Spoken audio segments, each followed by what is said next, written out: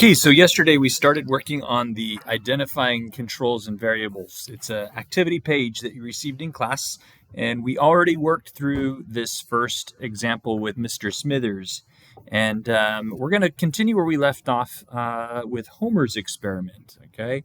So let me just move us through this in case you were either gone or you've misplaced yours. Grab your page, first of all. You should have this ready to go in front of you with a pencil. All right, here we go. Yesterday we remembered that Mr. Smithers had some juice he was giving workers. He had two groups of 50 workers, and he was asking them to staple papers together. And Group A was given special juice. Group B was not given the juice. And after 1 hour, he measured how many papers they had stapled together.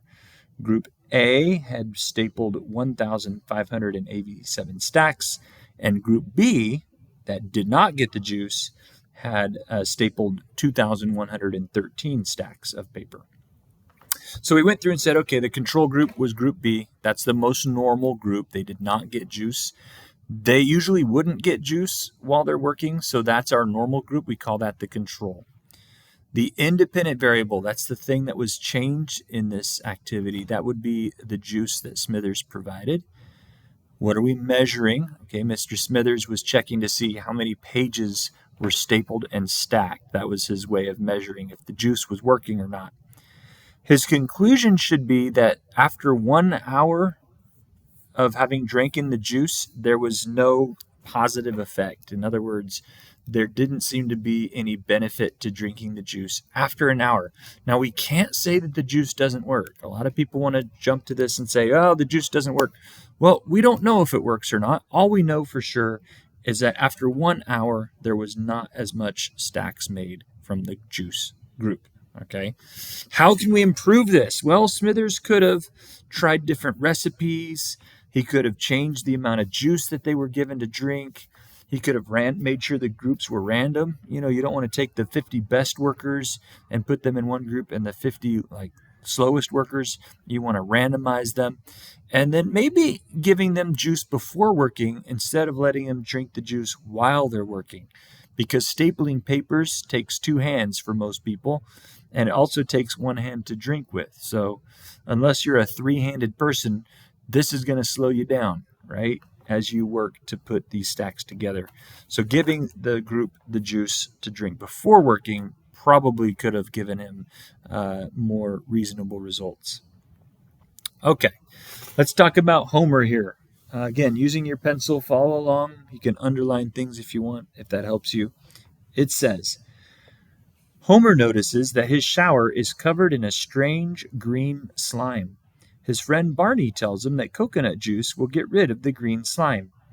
Homer decides to check this out by spraying half of the shower with coconut juice. He sprays the other half of the shower with water.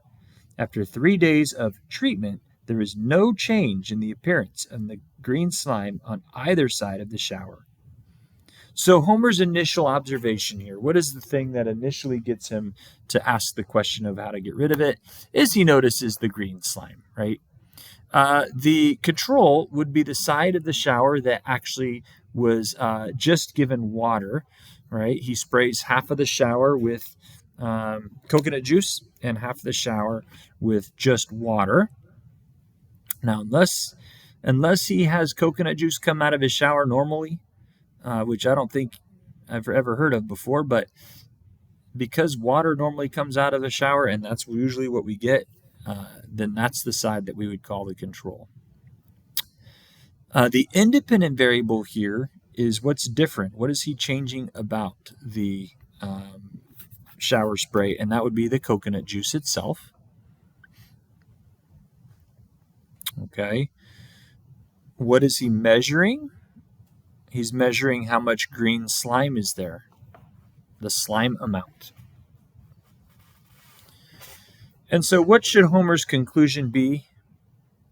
What should the conclusion be after spraying?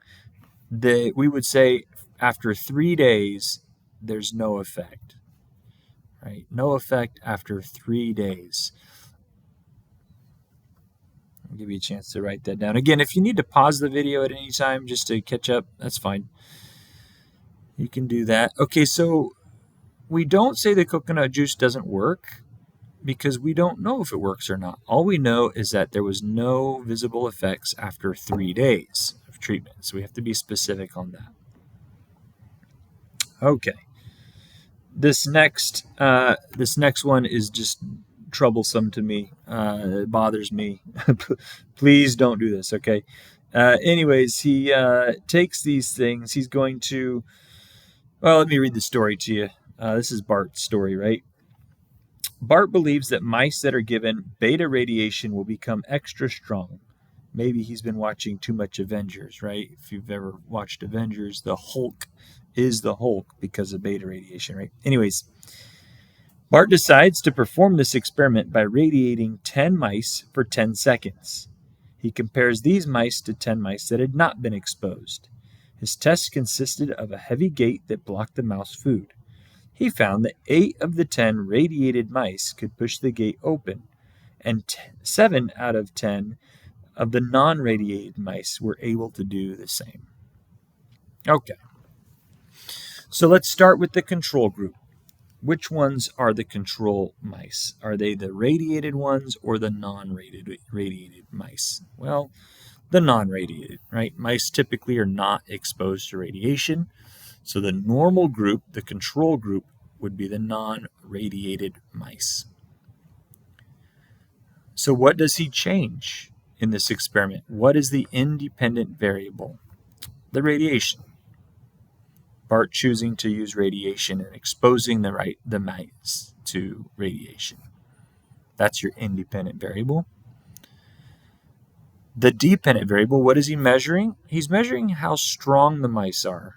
And so looking at whether or not they can move the gate, right? So the mouse strength is what we're measuring. Okay, so what should his conclusion be? It looks like out of 10 mice that were radiated, 8 could move the gate. 7 of the non-radiated mice were able to do the same thing. So the conclusion that we can make, well, 1 more radiated mouse was able to move the gate. That's our conclusion. We can't say that radiation is good for the mice or makes them stronger. I mean, maybe it does, but it's only 1 more mouse able to move the gate.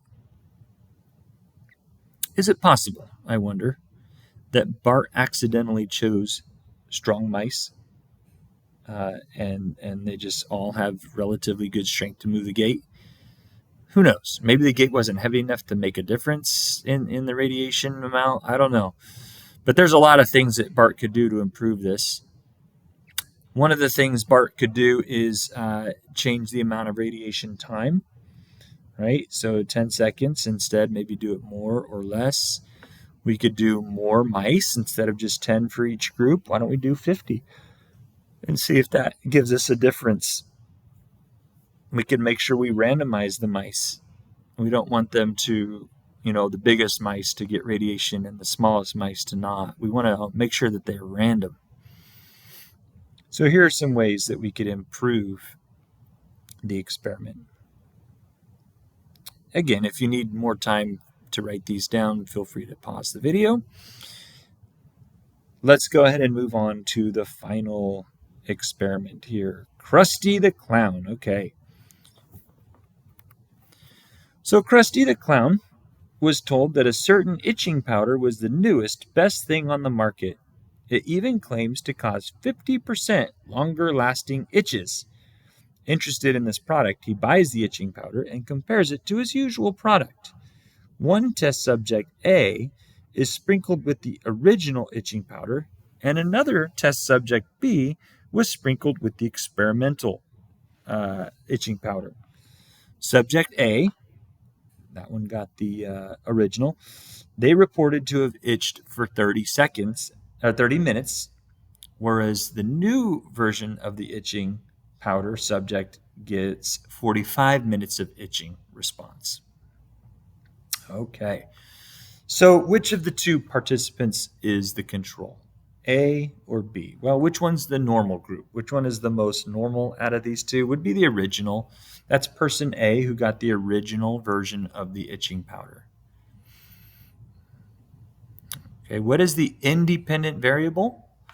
The independent variable is the itching powder formula. That's the difference between these two.